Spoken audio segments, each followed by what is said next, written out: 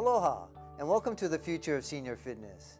I'm your host, Myles Diaz, Master Trainer and Certified Senior Fitness Specialist.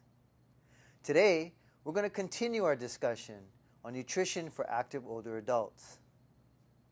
We'll be talking about nutritional guidelines for age-related health conditions. Many older adults suffer from chronic disease and health conditions. Common conditions affected by nutrition include osteoporosis, heart disease, hypertension, and malnutrition. According to the National Osteoporosis Foundation, about 44 million Americans over 50 have either osteoporosis or osteopenia, low bone mass. According to the American Heart Association 2011 statistics on heart disease and stroke, 1 out of 3 adults have cardiovascular disease, and of these, more than 40 million are estimated to be over 60 years of age.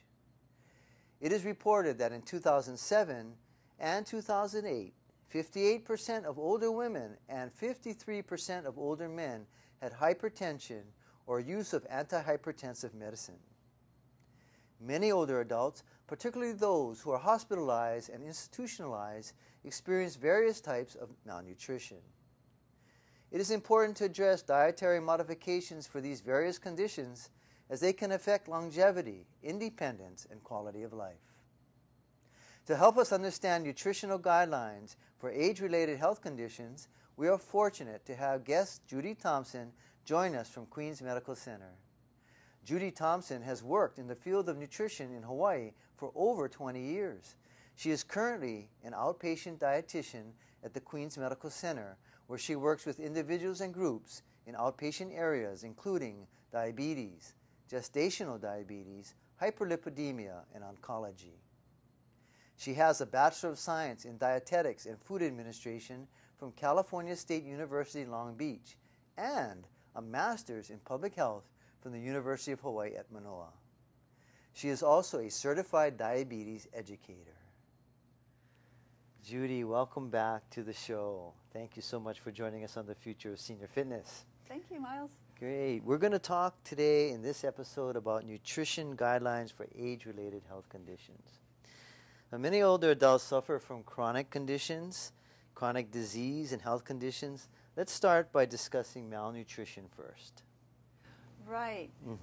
So we talked in the last episode about some of the things that could lead up to malnutrition, such as some of the problems, the changes in the body that could lead to nutrients not being absorbed, or maybe some cognitive and dementia changes that might lead to poor meals or not eating well. So we could wind up with malnutrition. And the table shows some of the signs of malnutrition, such as how much weight loss is considered to be actual malnutrition, or what is actually considered to be poor dietary intake, what is a low calorie intake, less than, for example, if they're eating less than 75% of their required calorie intake for at least 3 months, that's a moderate amount of warning sign that they might be malnourished. Or if they've lost 5% of their weight in a month, that's a moderate sign of that they could be malnourished. You can also track muscle loss, loss of muscle mass, or fluid retention is a sign that there's that accompanies weight loss. That's a sign of malnutrition. Or if they're to the point where they've lost weight and there's a decline in their ability to do their normal activities, then that is a sign of potential for malnutrition. And the more of these signs that they have, of course, the greater degree of malnutrition might be present. And what is the recommendation for those people who have these types of symptoms? We would want to, catch these malnutrition signs as early as possible, and then, of course, try the feeding, get them on a healthy diet as much as possible. So the focus would be on high protein, high calorie feedings. Protein is very important in this situation because if the body's not getting enough protein, it's going to continue to burn the muscle that they have, which can lead for calories, which can lead to more wasting and further sarcopenia. That's called sarcopenia, right? And they'll feel more weak and fatigued and have more poor immune system and functional decline. Right. So that's one thing, would be to get them on a high calorie, high protein diet. And during this time period, we'd kind of say it's okay if they're not eating all the food groups, if they're not getting enough fruits and vegetables for a while, if all they can get in is the protein foods such as dairy or meats and eggs and tofu and the high protein foods, that's number one. Small frequent feedings helps, throughout the day. They're going to be eating probably small meals. Don't expect a big meal. So that means eating more often to get the total that they need in by the end of the day. Getting their favorite foods in, even if it might be something that's not the healthiest thing, but just they need calories. So if it's ice cream they want, obviously that's not the healthiest thing, but allow a little bit of that if that's what they want. Consider using a liquid diet. Sometimes when the appetite is poor, drinking is easier than eating. So having shakes or smoothies or possibly even those liquid supplement meals, right? Meal replacements. Yeah. Yeah, and I know it seems like you also mentioned earlier in the last episode that even good nutrition can be found in pureed foods as well. Right, yeah, for someone who has maybe chewing problems or swallowing problems. Okay. What are the nutrition guidelines for these other age-related health conditions, for instance, gastrointestinal concerns? Yeah, that's something we talked about last time. So again, those are the things like the changes in the digestive tract where the nutrients aren't being absorbed maybe properly, or things like the constipation.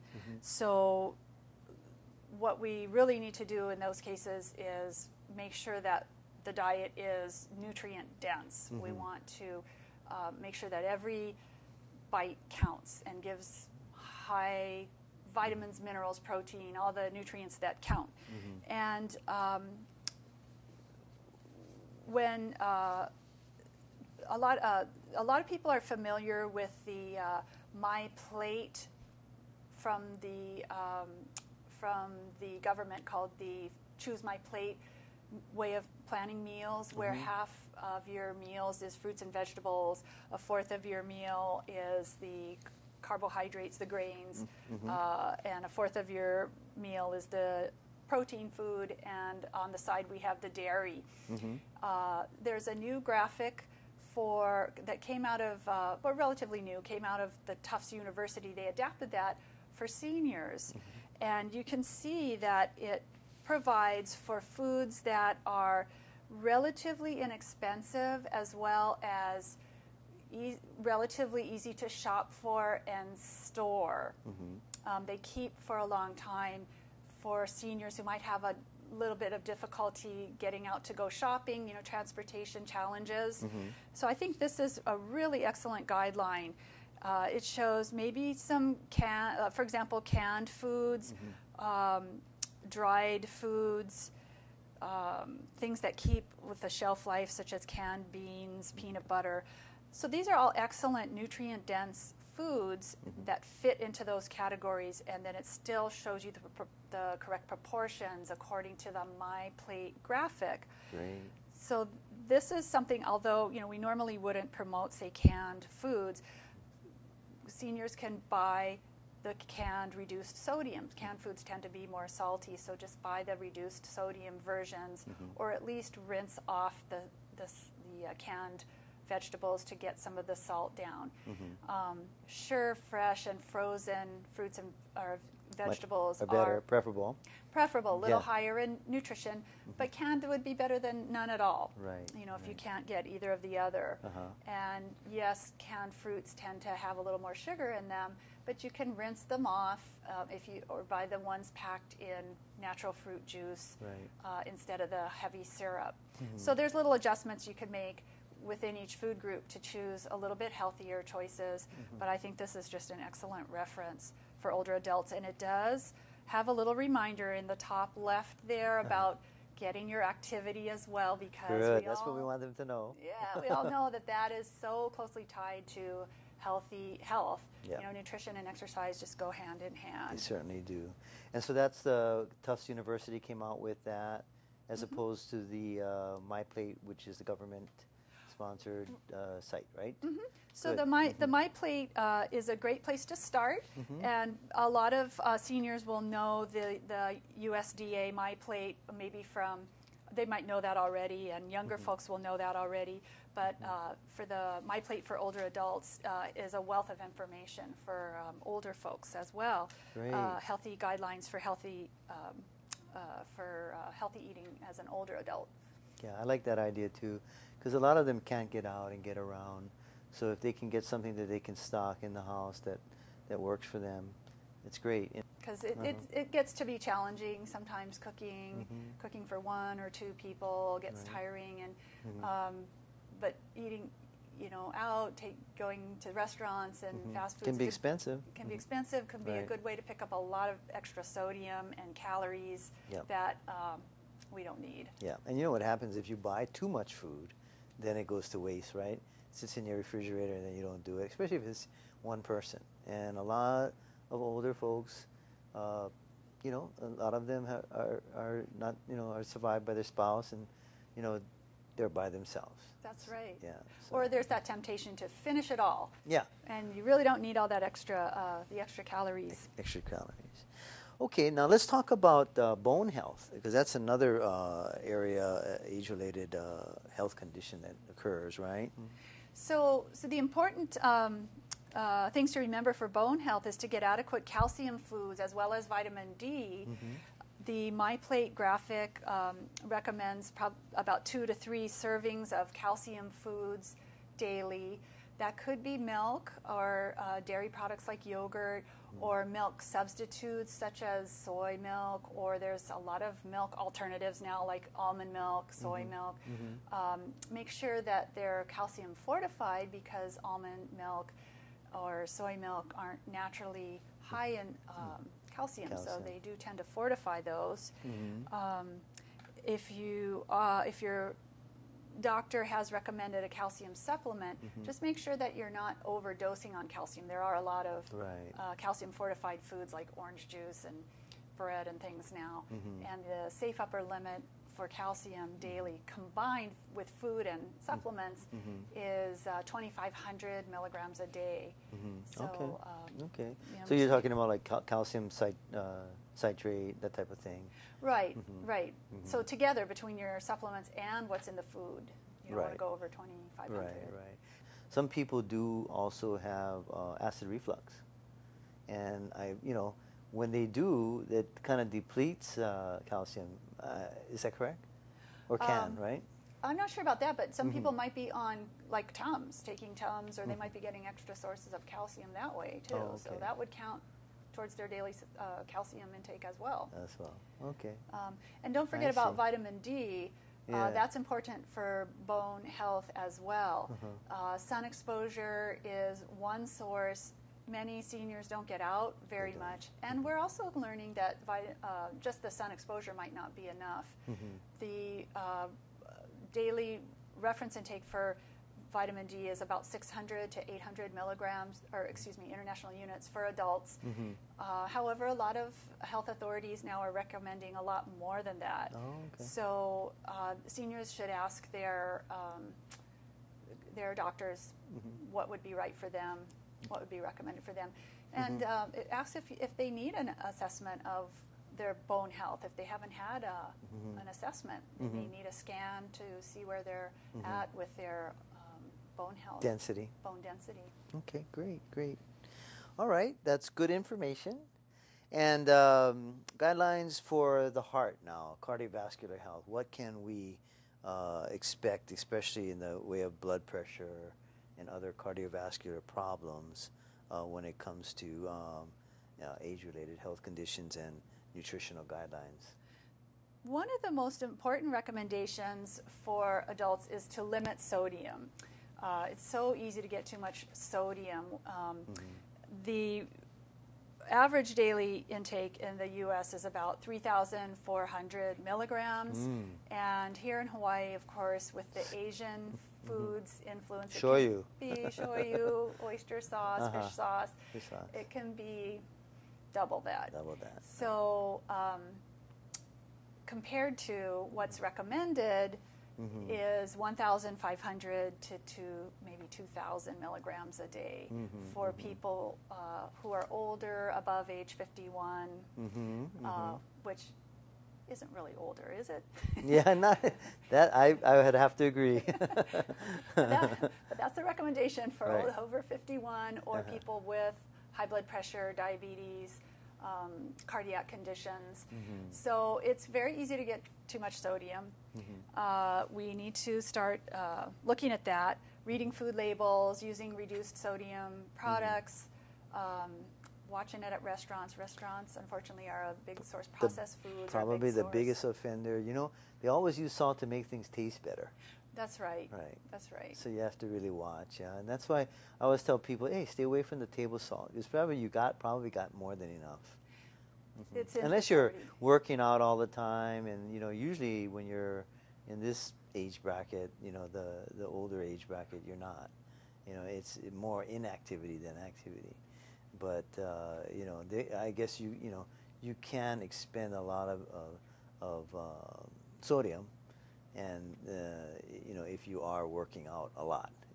That's a good question for an exercise specialist. At what point would someone need a sodium tablet or sodium supplement? I would say after about 30 minutes or more of continuous high intensity exercise, you probably want to go ahead and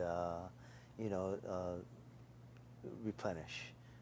That's why you have the sport drinks. I think up until 30 minutes or so, water's fine. But after that, I think you start to go into needing to replenish that part of it. So even if you're working out indoors in an air-conditioned place? Even though, because it's the intensity, and then that's what can really cause the depletion. So either way. But also if you're outdoors, you gotta be careful too, because you're going to tend to sweat more. Thanks for the question. Good to know. Good to know. Is there anything else you wanted to add for the bone health? Bone health, I think we covered. Back to the cardiac, the other one that's kind of a big one is the saturated fat. Watching out for saturated fat. Oh, that's right. When it comes to cardiac health, and that would be, the saturated fat is mostly from animal foods such as dairy and meats, and so using lean meats, chicken without the skin, take the skin off. And using non-fat dairy, milk and yogurt, and getting enough fiber helps with keeping fats in the blood down. So that would be getting your enough servings of vegetables and high-fiber fruits and whole grains. Beans, right, are one of the best sources of fiber. High-fiber breakfast cereals. Another one for cardiac health, keeping blood pressure down, is to, if you drink alcohol, in moderation. And moderation is defined as no more than 1 drink a day for women and no more than 2 drinks a day for men. Yeah, I spoke about that too, to keep it moderate. Smoking, you got to cut out the smoking. If you're smoking, that also affects it too. And of course, physical activity, right? Yes, definitely. That keeps the good cholesterol up. Which helps the body get rid of the bad cholesterol in the blood. Right. Which, I do want to say, some of the older adults, if the diet is too strict and too severe, it could, result in not eating enough. If they're too severe with the diet, there is a law of diminishing returns. So work with your physician about how strict do you need to be on cutting down on fat and sodium and things. If the, if you're losing too much weight or not eating enough, that's not good either. So for example, with diabetes, you could be at risk for low blood sugar if you're not eating enough, and that's very dangerous. So some older adults may be allowed to be on a kind of a flexible diet, even if they have some of these chronic health conditions. Right, and as we know, when you get to that age, you probably want to have a little something that you can enjoy too. Too much strictness is not good. But that's a good segue into our next topic, and diabetes is such a huge problem, and I know you're very involved in that. So why don't we go ahead and talk about the guidelines for people who have that condition? Okay, so with diabetes, we used to think that people with diabetes couldn't eat certain foods. There were no-nos, and you had to be on a special diet. And what we know now is people with diabetes can eat the same foods that other people eat. It's kind of a question of how much and when. And so a lot of the healthy foods that we've just been talking about would be the same thing that's recommended for people with diabetes. They may need to know a little bit more about what amounts of carbohydrates to eat and when, and it depends on what kind of medications they're on. So it's always a good idea for someone with diabetes to try and meet with a diabetes educator or dietitian to find out a little bit more about that. And the good news there is that nowadays most insurance plans will cover that. A few years back that wasn't the case. People didn't get education about their diabetes.